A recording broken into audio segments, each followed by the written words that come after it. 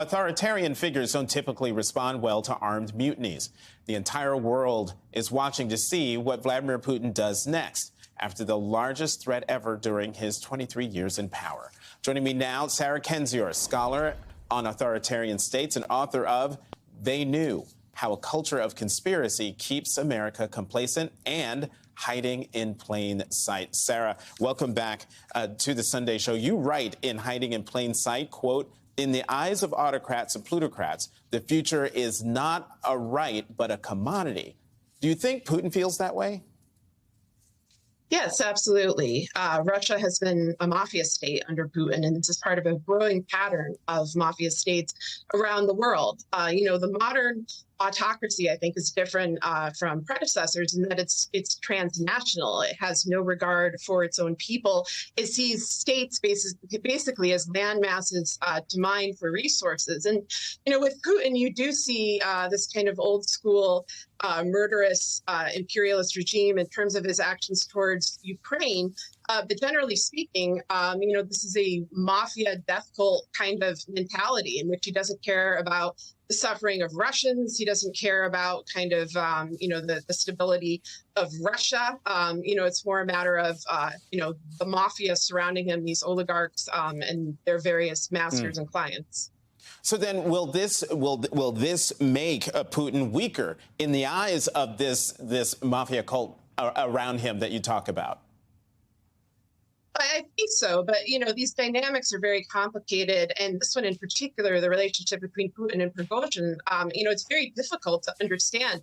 I think everyone, including experts on the region, were very surprised yesterday, both by the kind of quasi-invasion and the quasi-withdrawal. I think there's a lot of money that's being passed back and forth. I think there are a lot of promises being made behind the scenes. As for Putin's public image, yes, I think to Russians that have grown up with him, and keep in mind, he's been in power since late 1999. There's a whole generation that's known nothing but Putin.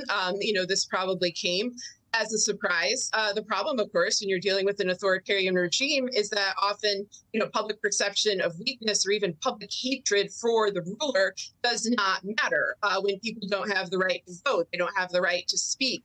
They don't have the ability to fight back. Now Russians may be dealing with two evils, with Putin or Prigozhin. Prigozhin is also a mass murderer mercenary. So, the options here really aren't great. Secretary of State Antony Blinken was on with Chuck Todd on Meet the Press and asked an excellent question about the role of Belarus in all of this in terms of negotiating the resolution of all of this. And he says that, the president of Belarus, Lukashenko, is seen as a puppet of Vladimir Putin. But as Chuck says, puppets don't often mediate their puppeteers here. So what does it say that Vladimir Putin had to rely on someone he viewed as a puppet to negotiate his way out of the Wagner Group, basically pretty much landing in Moscow? I think Belarus is still much more dependent on Russia than Russia will ever be on Belarus. I'm not quite sure that Putin is relying on him this way.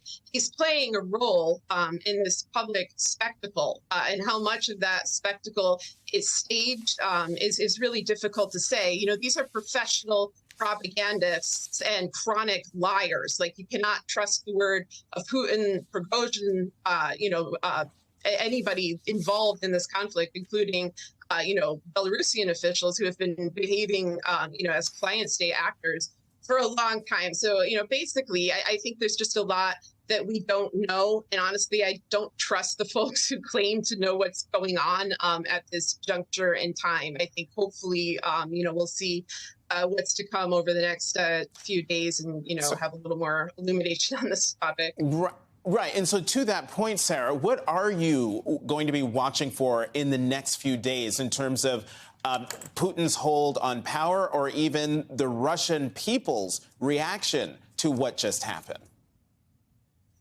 I think the Russian people, they're unlikely, at least in my view, to protest. There haven't been really large mass protests since, 2011 was the last time Putin was really threatened. As for Putin's behavior, I'm watching for the speeches. I thought the speech that he gave was unusual.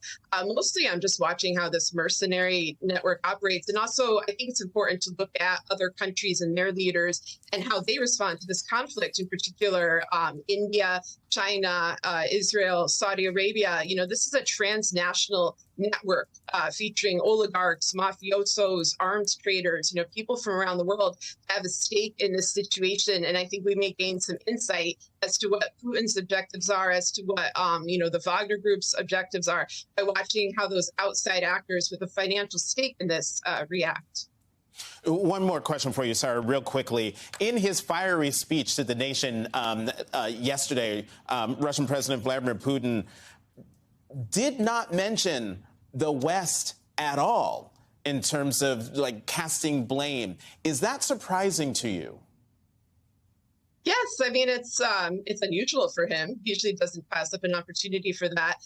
It did seem that he was taken aback by what was occurring. This was an actual military action. Whether the plan all along was to retreat, I think it's very hard to say at this point. But, the optics of it, the possible fear that it stoked, that was real. And, they're now moving into this. They now are blaming, the CIA and the West, and there's all sorts of rhetoric along those lines. And I think eventually they will fall back into that. But yes, you're right. It is notable that he didn't go there right away.